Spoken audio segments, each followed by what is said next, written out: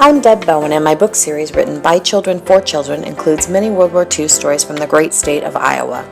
Let's start with Anne Frank, who is known around the world as the face of the Holocaust. She has a connection to Iowa. A teacher from Danville named Bertie Matthews traveled to the Netherlands and visited a school. There, she took names and addresses of children who wanted an American pen pal. This is how Juanita Wagner and her sister Betty came to know Anne and Margot Frank before their family went into hiding. Read all about it in a children's book entitled Oceans Apart, written and illustrated by two girls from Burlington. Next, a veteran named Eugene Parmer from Maquoketa, who was sent to Dachau concentration camp to check on their communication equipment. He shot the lock off one of the gates of the camp, and what he saw and what he heard from prisoners inside made him sick. He was never able to forget.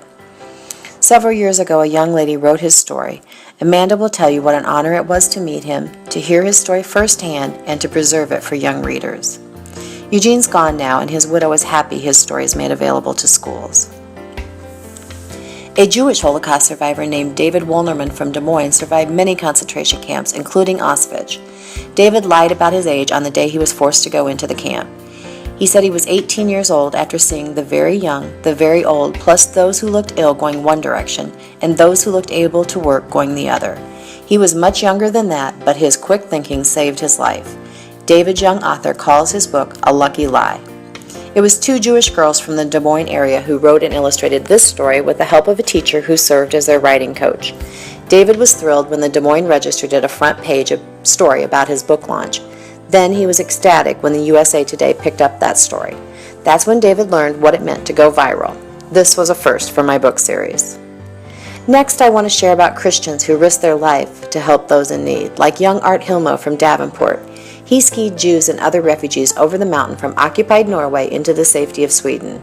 A friend of his was shot for doing the exact same thing, but that did not stop Art. His amazing story teaches us to do the right thing, no matter what. A homeschool mom coached her young sons as they told this important story for young readers.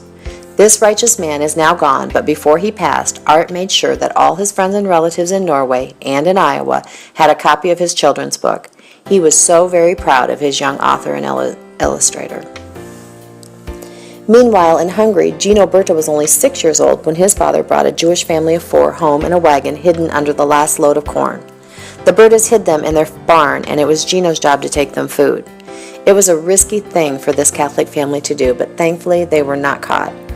2 teenage girls wrote and illustrated this story, and when our local Jewish Federation won a grant to provide some of my book titles to area schools, Gino was proudly by my side as we passed out copies of his book to teachers in Davenport.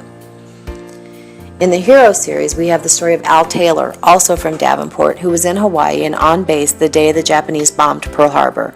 His superiors all raced to the hospital to prepare to save lives, and he, as a young medic, was put in charge of ambulances and making life and death decisions regarding who went to the hospital as the wounded men were pulled out of the water. The teenage girls who interviewed him were impacted greatly by his story. He was not much older than they on that day that he had such great responsibility. Then there's Virgil Dawson of Princeton, Iowa. His naval ship was in Tokyo Bay the day the Japanese surrendered. With his own eyes, he saw the signing of the peace treaty and the white flags popping up along the coast. Letting children hear stories like this firsthand is life-changing for them. In spring of 2016, we captured the story of someone from Iowa who saw the beginning of the war for America and someone from Iowa who saw the end of it, finally bringing peace.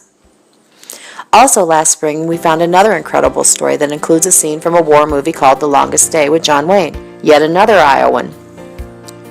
In that movie, the paratroopers were landing in trees, one was caught on a church steeple, and another crashed through the ceiling of a greenhouse.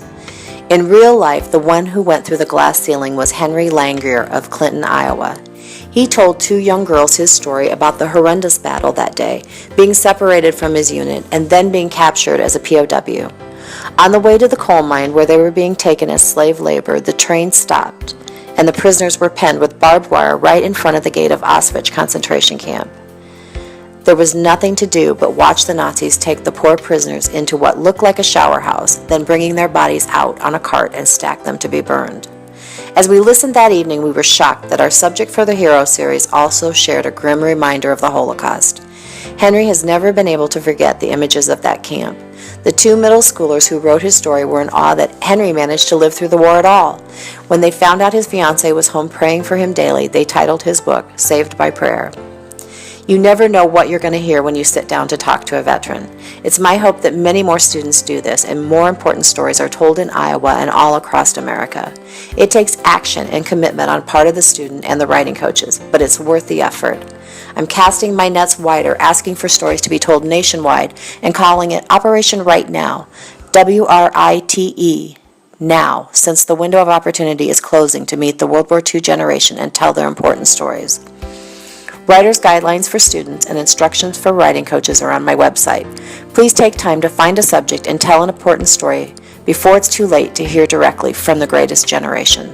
Thank you, and God bless.